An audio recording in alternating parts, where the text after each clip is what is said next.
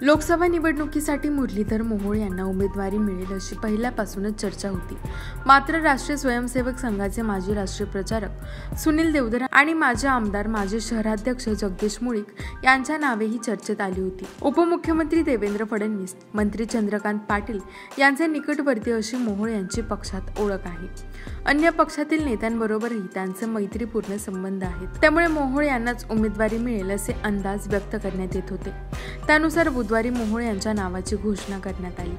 पक्षाकडून अधिकृतरित्या उमेदवारी जाहीर झाल्यावर मुरलीधर मोहोळ यांनी आनंद व्यक्त केला. भाजपने लोकसभेसाठीच्या उमेदवारांची दुसरी यादी जाहीर केली आहे. या यादीमध्ये महाराष्ट्रातील 20 नेत्यांचा समावेश करण्यात आलाय. या यादीत भाजपने मुरलीधर मोहोळ यांना खासदारकीसाठी तिकीट दिलं आहे. कोणत्या प्रकारची राजकीय पार्श्वभूमी नसताना कार्यकर्ता ते लोकसभेचा उमेदवार ही संधी मला दिली. भाजप हा एकमेव पक्ष आहे जो सर्वसामान्य कार्यकर्त्याला नेता करतो, अशी प्रतिक्रिया त्यांनी उमेदवारी जाहीर झाल्यानंतर दिली. मात्र त्यांनी सामान्य कार्यकर्ता, पुण्याचे महापौर ते लोकसभेचा उमेदवार असा त्यांचा राजकीय आलेख राहिला आहे.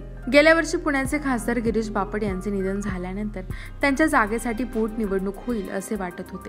त्यावेळी देखील मुरलीधर मोहोळ यांच्या नावाची चर्चा सुरू झाली होती. लोकसभेची निवडणुकीची तयारी म्हणून त्यावेळी देखील मोहोळ यांनी कामाला सुरुवात केली होती. शहरातील विविध भागात वेगवेगळ्या कार्यक्रमांच्या माध्यमातून नागरिकांसमोर जाण्याचे मोहोळ यांनी सुरू केले होते. मात्र ही पोटनिवडणूक झालीच नाही.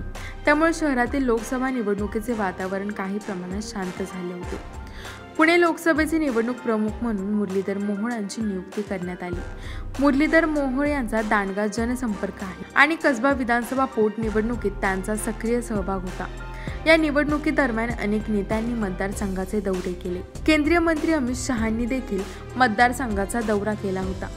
या सगळ्या दरम्यान मुरलीधर मोहोळ सक्रियपणे सहभागी होते. त्यासोबतच पुणे आणि आजूबाजूच्या गावांमध्येही भाजपची ताकद आहे. ही ताकद पुन्हा घट्ट करण्यासाठी मोहोळ यांनी प्रयत्न केले आहेत. शिवाय ते देवेंद्र फडणवीस यांच्या देखील जवळचे मानले जातात. मुरलीधर मोहोळ यांची राजकीय कारकीर्द: पुणे महानगरपालिकेचा सभासद म्हणून 4 वेळा विजयी 2002, 2007, 2012 आणि 2017 साली झाले आहे. 2019 ते 2022 मध्ये पुणे महानगरपालिकेचे महापौर, उपाध्यक्ष, अखिल भारतीय महापौर परिषद, पुणे महानगरपालिका स्थायी समिती अध्यक्ष 2017 ते 2018, संचालक Pune smart city development corporation limited, संचालक पुणे महानगर परिवहन महामंडळ लिमिटेड, सभासद पुणे महानगर प्रदेश क्षेत्र विकास प्राधिकरण.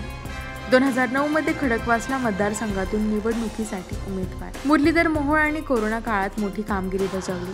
पुण्यात कोरोनाची महामारी असताना ते जनतेत उतरले आणि पुण्यातील कोरोना परिस्थिती उत्तम हाताळली. त्यावेळी ते महापालिकेचे महापौर होते.